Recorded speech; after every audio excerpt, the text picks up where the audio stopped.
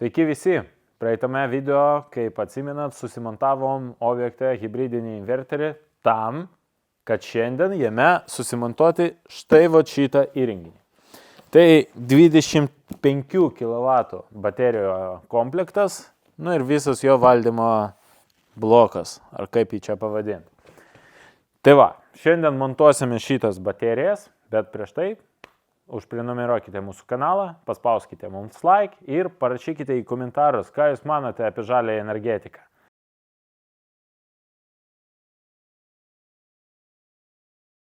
Taigi, šitoje dėžėje pas mus valdymo blokas. Čia yra toks padas, ant kurio atsistos šitie moduliai visi ir iš viršaus užsideda visų laidų ten sujungimai. Ką aš čia pasakosiu, pasižiūrim, kas čia viduj. Ne toks ir sunkus, kaip aš galvojau. Tai čia kaip visada. Instrukcija visiems, čia angliška, viskas gerai. Ir čia angliškai. Ir čia angliškai, ne vieno hieroglifo nėra. Keista. Taip. Čia turim kažkokias kojytės. Spėjau, kažką prie jų reikės prisukti. Internetinis kabelis jungsis į inverterį. Jungtis. Kažkur jungsim. DC kabelio pajungimas, nes baterijas, kas nežino, jos susijungs su inverterium DC kabeliu. Laikikliukai, kronšteinai, varžtai, be abejo, kaipgi be varžtų. Dar kronšteinai, va taip. Plastikas, tai reiškia žaliai technologija, o iškart kiek šiukšlių. Čia medžiai supjauti, čia plastikas, čia putplastis, reikės tai iškirpti viską.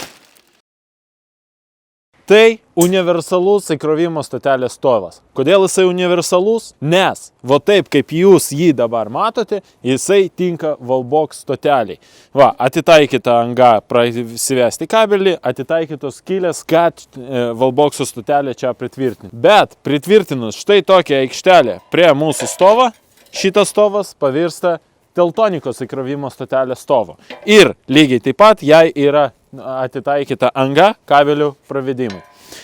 Ir trečias dalykas, kodėl šitas stovas yra universalus, nes mes jam padarėm vietą kištukiniam lizdą. Yra modernizacija su kištukiniu lizdu, yra be. Kai su kištukiniu lizdu į šitą vietą mes įmontuojame pastiprintą kištukinį lizdą. Į šitą kištukinį lizdą jūs galite pasijungti dulkių siurblį. Pavyzdžiui, kai jūsų elektromobilis kraunasi ir jums dar reikia jį pasiurbti. Arba bet kokį kitą įrenginį. Sutikit, kad kištukinis lizdas šalia automobilio yra patogiai. Ir sekantis dalykas, jeigu pas jūs netyčia, kas nutinka nedažnai, bet kartais nutinka, kažkas nutiktų su jūsų įkrovimo stotelė, jūs į kištukinį lizdą galite įjungti savo kilnojamą įkroviklį. Šitą stovą galite įsigyti mūsų internetinėje parduotuvėje, nuorodą į kurią aš paliksiu šito video aprašymę. Taip pat šitas stovas gali būti kaip vienpusis, taip ir dvipusis. Stovas.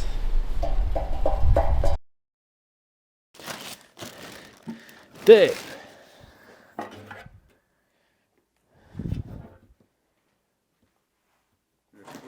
Padedam jį čia gražiai, kad nesusibraižytų. Dar kažkas čia.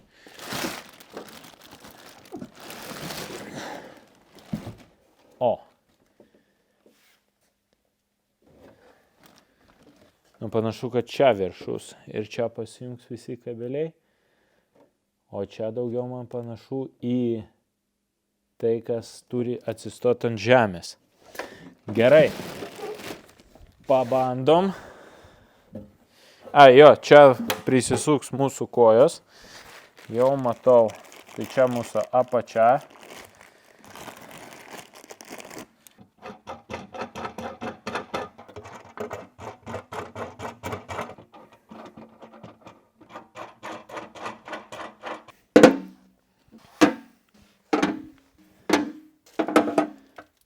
Padas išstatytas pagal gulšiuką, dabar čia yra varžtai tokie, kad užtvirtinti tą, bet į komplektą kažkodėl mums niekas neįdėjo rakto.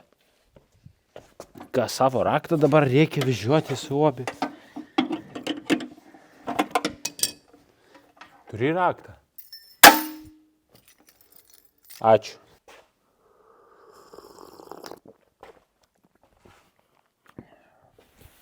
Taip, savo padelį mes ten išstatėm lygiai pagal gulšiuką.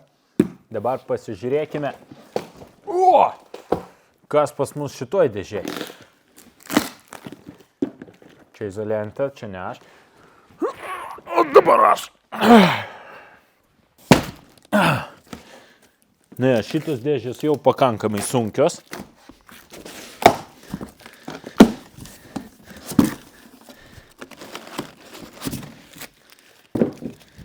Čia kažkoks sertifikatas, aiškia kalba.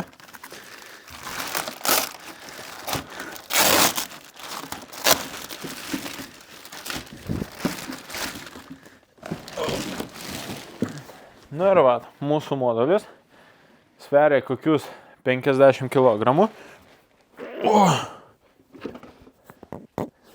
Apačioj matau yra jungtys ir šita jungtys atkartojasi mums nuo viršaus iki apačios. Tai aš ne iš tos pusės iš tiesų pasiėmiau. Tai dabar juos taip turėtų kažkaip susidėti gražiai. Atsistoja. Taip, suėjo. Ir viskas. Nu, panašu, kad viskas. Nešam sekantį modulį.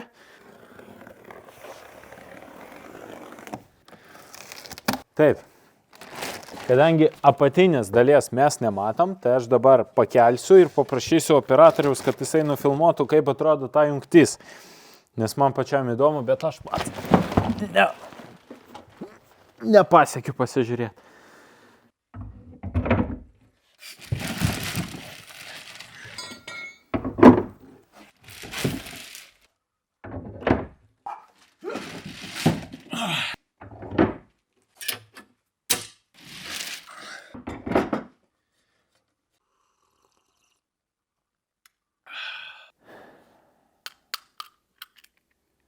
Tai ką, kaip matote, labai lengvai susimontavo mūsų baterijos, užtruko su pertraukos kavoj, užtruko kažkur 10 minučių. Dabar paskutinis dalykas, ką su ją liko padaryti, tai pajungti komunikacinį kabelį, kuris ėjo kažkur komplekte. Va štai toks kabeliukas eina komplekte. Tai vat mums reikia jį sujungti su inverteriu ir plus prijungti mūsų akumuliatorius irgi prie inverterio. Kas yra gerai? Šitie akumuliatoriai yra aukštos įtampos, tai reiškia, kad mums nereikia kažkokių labai didelių, storų kabelių, laidų. Mes naudosim štai tokį paprastą 6 kvadratų DC laidą, kuris įsidės į tokią dėžutę sandarinimo. Eina komplekte angaliukai ir pasijungia į specialią jungtį. Pasijungiam, viską uždarom ir tiek žinių. Iš kitos pusės susimontuosim tokius pačius angalius kaip saulės elektrinės modulių angaliai. Irgi čia pajungsim ir galima bus pradėti naudotis štai šitais akumuliatoriais. Tai dabar pajungiam, prijungiam juos prie inverterio ir pasižiūrim programėlį, kas pas mus ten pasikeitė.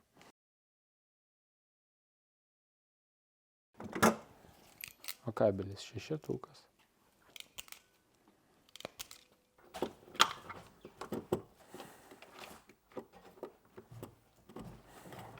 Taip, kaip matote, susimontavome akumuliatorius. Susimontavo labai lengvai, net buvo neįtikėtina, negalėjo vis patikėti, jie tiesiog vienas ant kito susideda, bet paskui supratome, kad aukštos įtampos akumuliatoriai, jie nereikalauja tokių rimtų jungčių kaip žemos įtampos, nes srovės čia yra mažesnės, tiesiog didesnė įtampa, tai viskas su to gerai. Taip, dabar galite matyti, mūsų programėliai atsirado mūsų akumuliatoriai, mato, ant kiek jie dabar yra pakrauti, matosi, kaip jie kraunasi, absoliučiai tam nieko nereikėjo papildomai, reikėjo tik tai pajungti šitos du kabelius, tai čia maitinimas šitų akumuliatorių ir iki čia dar davesti komunikacijos laidą, kurį prijungiam prie fiškės ir pajungiam. Čia nustatymuose šitam reikalui galima nustatyti, kad jisai galėtų krautis ir iš tinklo, jeigu jums to reikia, bet galima yra apriboti, kad jisai krautųsi tik tada, kada pas jūs yra saulės generacija. Viskas daroma per SunGrow programėlę. Tai va, štai toks reikalas. Dingus elektrai dabar žmonės, jeigu dabar suvartojamas 500 W, 600 W, tai dingus elektrai prie tokio suvartojimo šitas akumuliatorius galėtų išmaitinti šitą namą taip 10 valandų, ne? Jo, 10 valandų, 20, kažkur apie 40 valandų prie tokio suvartojimo galėtų išlaikyti šitą namą. Be abejo, kad jeigu jūs vykdot kažkokią kasdieninę veiklą, tai suvartojimas bus didesnis ir jo tarnavimo laikas irgi sumažės. Ne aplamai tarnavimo, o tiek, kiek laiko jisai galės prasilaikyti. Kitas labai geras dalykas, kad su juo jau dingus įtampai, jeigu pas jūs iš tinklo dingo įtampa, bet yra saulė, tai saulės generacija jau pasileidžia. Jinai paima maitinimą iš baterijų ir gali užmaitinti jūsų namą ir dar likutį pakrauti jūsų baterijas. Tai tokiu atveju jūsų namas jau pasidaro daugiau autonomiškas. Ir kitas dalykas, kad galima sukonfigūruoti, jeigu pas jūs biržos kainos, pririšimas prie biržos kainų, tai galima padaryti taip, kad akumuliatoriai krautųsi tada, kada biržos kaina yra mažesnė, o naudotų elektrą iš akumuliatorių, kada biržos kaina yra didelė. Toksai savotiškas taupimas, nežinau, ar jisai kažką jums sutaupys, bet, kaip funkcija tokį dalyką daryti galima. Štai tokie reikalai. Kaip visada, prenumeruokite mūsų kanalą, spauskite mums like, rašykite komentarus ir susiteiksime sekančiose video.